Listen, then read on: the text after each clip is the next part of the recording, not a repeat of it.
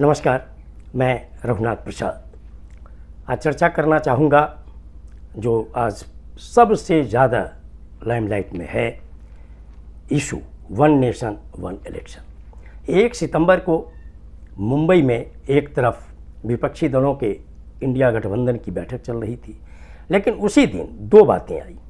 एक तो one nation one election के लिए हमारे पूर्व महामहिम राष्ट्रपति श्री रामनाथ कोविंद साहब की अध्यक्षता में एक कमेटी बनाई गई, जिनमें बाद में चलकर 8 सदस्य मनोनीत किए गए। और दूसरा कि 18 सितंबर से लेकर 22 सितंबर तक अचानक, चूँकि एजेंडा किसी को पता नहीं है, किसी विपक्षी दल को भी कोई जानकारी नहीं, एक विशेष सत्र बुलाया गया है संसद का। निश्चित तौर पर बहुत सी महत्वपूर्ण बातें होंगी, बहुत से महत्वपूर्ण बिल होंगे इसके लिए सरकार ने, लेकिन वो 1 सितंबर ऐसी तिथि थी कि जैसे ही ये वन नेशन वन इलेक्शन के लिए कमेटी की बात आई तो जितने भी टीवी चैनल थे उस पर जो विपक्षी दलों की बैठक चल रही थी इंडिया गठबंधन की मुंबई में, उस पर ज़्यादा फोकस नहीं रहा चैनल्स का, ये फोकस इस पर चला गया। मैं इस पर नहीं जाना चाहता कि ऐसा क्यों हुआ, कैसे हुआ, लेकिन जो बहुत से डिबेट हुए हैं उसमें बहुत तरह की बातें आई। क्योंकि देश की आज़ादी के बाद ये पहली बार है संभवतः कि कोई सेवानिवृत्त महामहिम राष्ट्रपति जी को किसी कमेटी का अध्यक्ष बनाया गया। और चूँकि वन नेशन वन इलेक्शन की बात पहले से भी 1983 से भी चर्चा में रही है, ये एक ऐसा इशू है कि चूँकि 9 वर्ष से जब भारतीय जनता पार्टी और एनडीए की सरकार है केंद्र में, तो इसके पहले भी ये इशू आ सकता था। आखिर 7-8 महीने बाद लोकसभा का चुनाव होना है, अभी इस साल 5 राज्यों के चुनाव होने हैं। ऐसी परिस्थिति में ये अचानक बात कैसी आई? और जितने भी बड़े बड़े जो संविधान के जानकार हैं डिफरेंट चैनल्स पर आकर जो अपनी बातों को रख रहे हैं, तो वो ये बता रहे हैं कि वो इतना आसान भी नहीं है। इसके लिए संविधान में कुछ अनुच्छेद जैसे 73, 83, 85, 172, 174, 356 में संशोधन की आवश्यकता पड़ेगी। इसमें कुछ ऐसे भी हो सकते हैं जिसमें 2/3 बहुमत की आवश्यकता पड़ेगी। ऐसे भी हो सकते हैं जहां 50% से अधिक राज्यों के सहमति की ज़रूरत पड़ेगी। आखिर ये इतना आसान भी नहीं है, क्योंकि जो चुनाव की स्थिति है, चूँकि यहाँ पे मध्यावधि चुनाव होते रहे हैं, कभी सरकार गिर जाती है दल बदल के कारण, कभी कुछ हो जाता है, तो इतना भी आसान ये इशू है नहीं।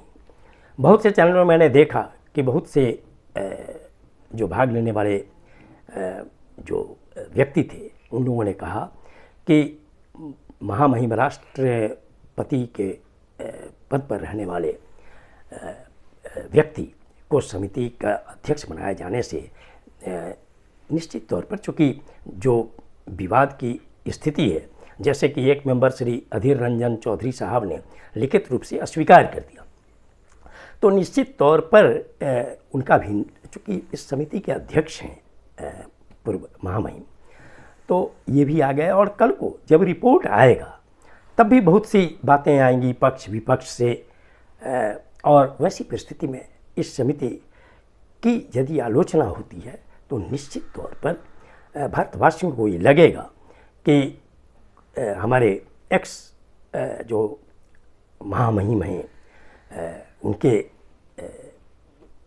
उनकी अध्यक्षता वाली समिति पर ये बात आ रही है। ये हो सकता था कि इस कमेटी की, अब जो भी हो गया, लेकिन जो कमेटी बनी है उस पर भी विपक्ष को काफ़ी आपत्ति है।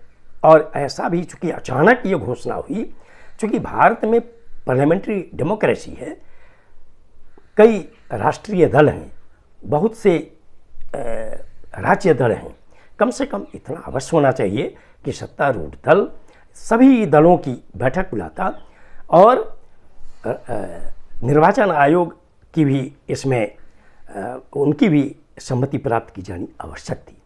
और इस कमेटी में एक तो सभी पार्टियों की सहमति आनी चाहिए थी, और इस कमेटी में कम से कम एक रिटायर्ड चीफ जस्टिस निश्चित तौर पर होने चाहिए थे सुप्रीम कोर्ट के, और एक जो एक्स मुख्य निर्वाचन आयुक्त हो उनको भी इसमें रहना चाहिए था।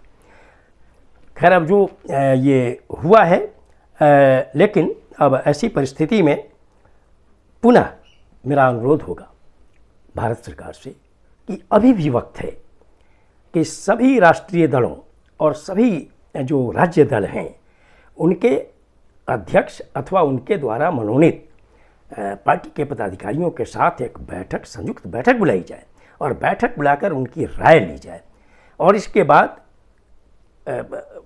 मुख्य निर्वाचन आयोग का भी विचार प्राप्त किया जाए, ताकि जो भी समिति बनी है उस समिति को इसमें सहयोग मिल सके। चूँकि प्रजातंत्र की खूबसूरती इसमें होगी कि सभी का सहयोग ऐसे महत्वपूर्ण मामले में अवश्य लिया जाना चाहिए, उनके विचार अवश्य लिए जाने चाहिए, अन्यथा ये होगा कि कोई किसी की नहीं सुन रहा है। यदि जैसे अभी बहुत तरह की बातें आ रही हैं कि यदि 1 नेशन 1 इलेक्शन की बात हो रही है, तो क्या भारत सरकार को 1 नेशन 1 एजुकेशन पॉलिसी पर नहीं विचार करना चाहिए? 1 नेशन 1 हेल्थ पॉलिसी पर विचार नहीं करना चाहिए? और ऐसी परिस्थिति में मैं समझता हूं कि सारे विवाद को समाप्त करने के लिए यथाशीघ्र सभी राजनीतिक दलों की, मान्यता प्राप्त राजनीतिक दलों की बैठक बुलाकर इसका रास्ता निकाला जाना चाहिए। ये वीडियो आपको अच्छा लगा हो तो निश्चित तौर पर लाइक करें, शेयर करें। अब तक मेरे चैनल को आपने सब्सक्राइब नहीं किया तो सब्सक्राइब करें, बेल आइकन को अवश्य टच करें, ताकि मेरे हर आने वाले वीडियो का नोटिफिकेशन आपको तुरंत मिल जाए। आप सभी लोगों के लिए शुभकामनाएं। धन्यवाद। जय हिंद।